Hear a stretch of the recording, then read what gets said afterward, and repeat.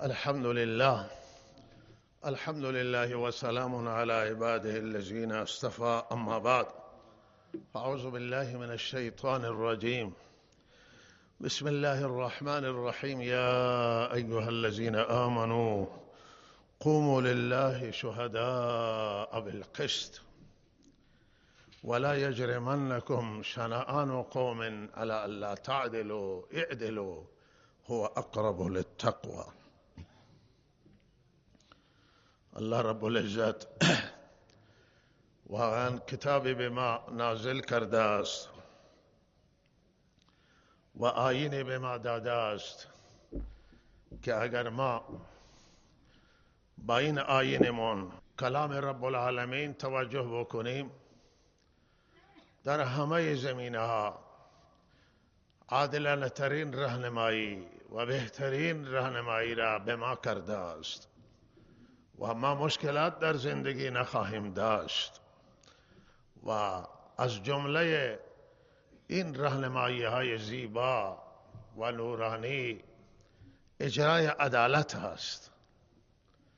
الله تعالی نه تنها حاکمان دنیا را بلکه تک تک ما را مخاطب کرده است به اجرای عدالت و در نظر گرفتن عدالت در تمام شؤونات زندگی. و عدالت را الله تعالی یکی از محورهای بلند و محورهای مهم در دین اسلام قرار داده، بلکه این عدالت را الله رب العزت از محورهای مهم زندگی قرار داده است. محوری که خود رب العالمین به آن قائمند و خود رب العالمین عادلند و به عدالت قائمند و قرآن همین فرموده است: شهد الله انه لا اله الا هو والملائکة و اولو العلم قائما بالقسط. الله قائم به عدل، به اجرای عدالت. و صفات مهم پروردگار توحید است که او شریک نداره و تنها معبوده و تنها خالق و مالک هست و قائم به قسط و قائم به عدل. همه کارهای پروردگار از عدل صورت میگیرند و از انصاف صورت میگیرند، هم در دنیا هم در آخرت. الله رب العزت به انصاف قائمند و به عدالت قائمند و به هیچ کسی الله ظلم نمی کنند. و در سوره الرحمن فرموده که والسماء رفعها و وضع المیزان. جلوتر ذکر قرآن هست که الرحمن علم القرآن خلق الانسان علمه البیان. چه زیبا تعبیرند، چه تعبیر زیبا، که این تعبیر غیر از خود رب العالمین کسی نمیتونه چنان تعبیرات زیبا و جامع را به کار ببندد. و می فرماید آسمان بلند کرده الله تعالی و وضع المیزان، و میزان گذاشته، ترازوی عدل گذاشته است. الله تطغوا فی المیزان والسماء رفعها و وضع المیزان الله تطغوا فی المیزان و اقیموا الوزن بالقسط ولا تخسروا الميزان. الله ترازو را گذاشته است که در اجرای عدالت ترازو به معنی وسیله و آله اجرای عدالت هست. الله تعالی چنان پله های عدالت را برابر کرده است و چنان این ترازو را تنظیم کرده که عدالت با این اجرا بشود. لہذا الله عدالت گذاشته و اینکه عدالت اجرا بشه و در حق و حقوق مردم کمی صورت نگیره و هیچ انسان حقش ضایع نشود. همان اندازه که او حق داره به حق داده به او تعلق بگیره. مسائل سیاسی و جریانهای سیاسی نباید سبب باشه که در اجرای عدالت کمی و کاستی صورت بگیره.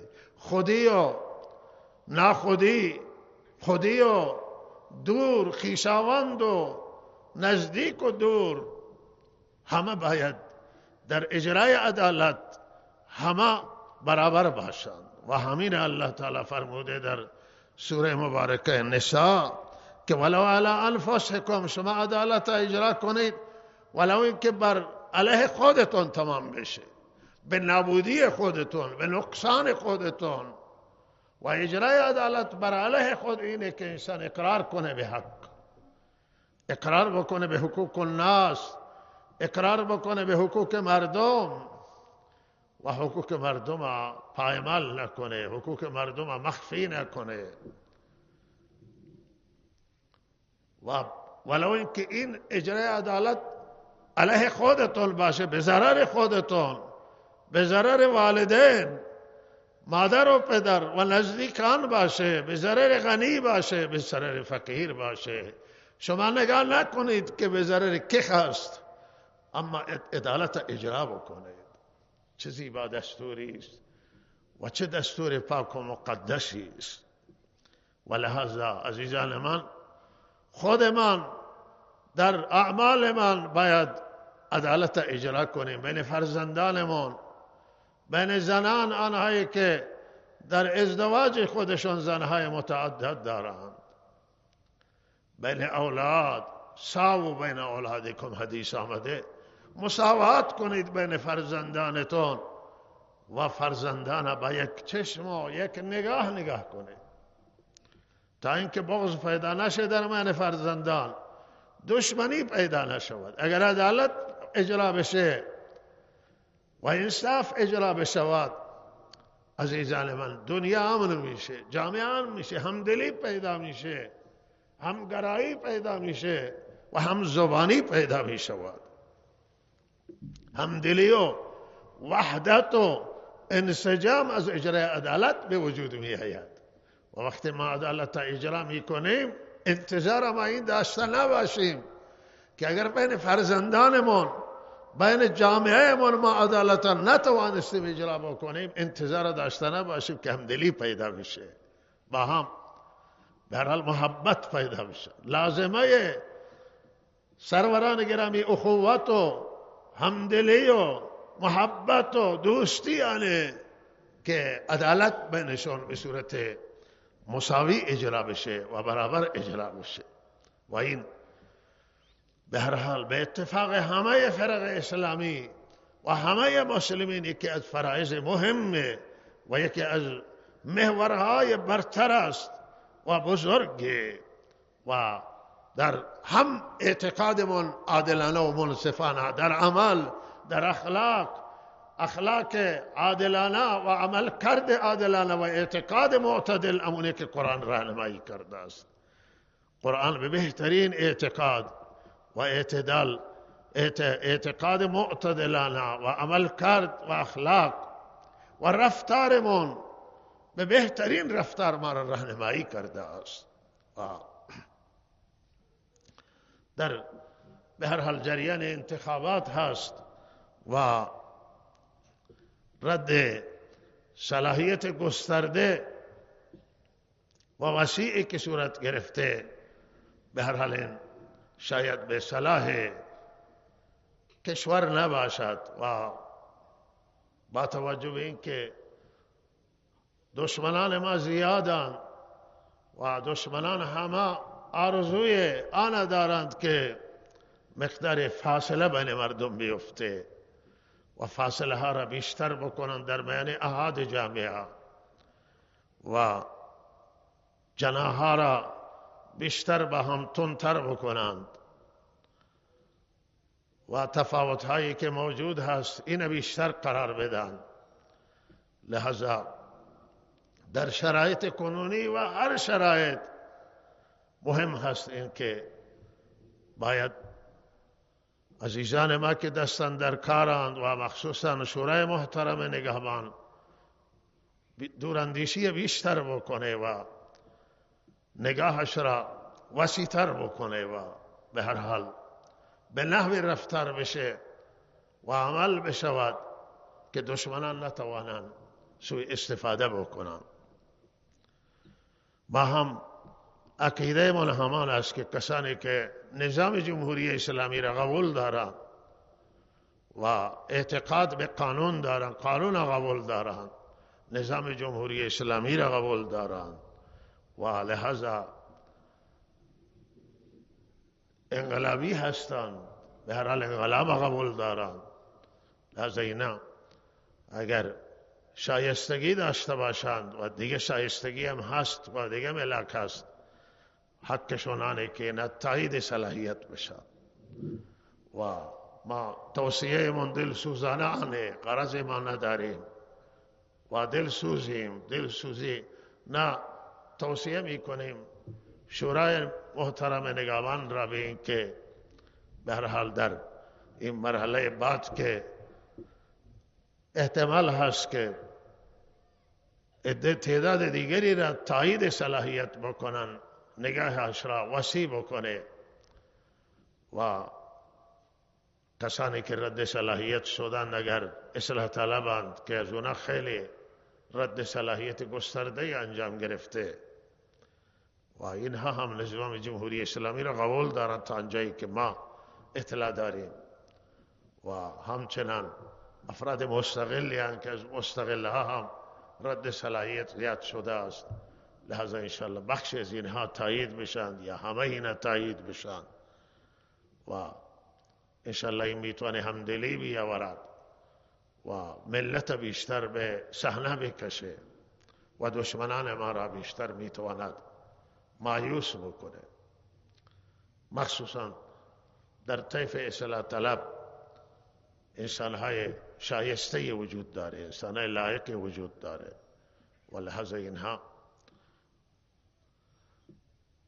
به کشور خدمت کردن، بسیاری از اینها و این نوع افراد که تایید بشن، مجلس هم هرچه متنوع بشه و تنوع در مجلس وجود داشته باشه، بیشتر مجلس قویتر خواهد کرد و نشان بالندگی هر جامعه و هر ملت و آنه که طیفای مختلف باشند در اونها و تنوع در اونها باشه. تنوع مایه ترقی هست، مایه پیشرفته و مایه بالندگی هست. ما امیدواریم که مجلس آینده انشالله مجلسی باشه که متنوع باشه و صاحبان نظر توی مجلس بیاد، آدمان قوی بیاید. توصیه بنده همانه که همه به قانون رجوع کنند و قانون ها رعایت کنند. به هر حال کسانی که اعتقاد دارند که به آنها ظلم شده و رد صلاحیت شدن، از طریق قانون وارد بشن. برای همه ما مراعات قانون حیاتی هست. اگر یک قانون درم اشتباه وجود داشته باشه و قانون مشکلاتی هم داشته باشه، از این که قانونی نباشه بهتر هست. ولهذا قوانین مملکت، قوانین کشور مراعات بشن و حرکات همه در چارچوب قانون انجام بگیره و جا دارد که این لغو تحریم ها و شکست تحریم ها را که اخیراً انجام گرفت یک واقعا موفقیت بزرگی برای کشور هست و جا داره که ما بنده از جانب خودم و هم از جانب شما مردم عزیز واقعا تشکر کنم از ریاست محترم جمهور جناب آقای روحانی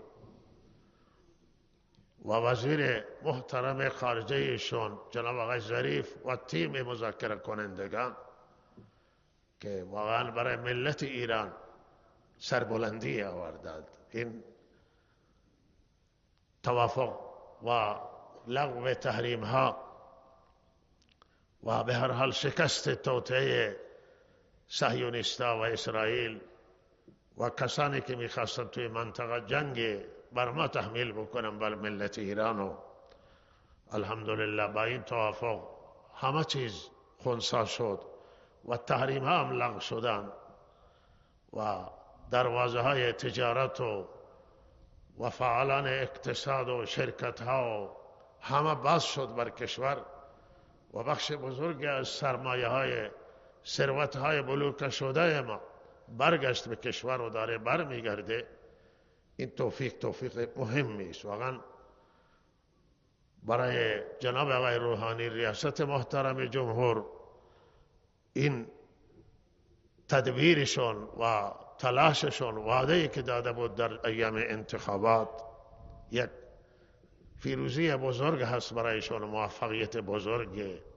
و همه این موفقیت تلاش ها با مدیریت رهبر معظم انقلاب انجام گرفت و به هر حال الحمدلله آینده احساس میکنیم که درخشان داره ملت ایران.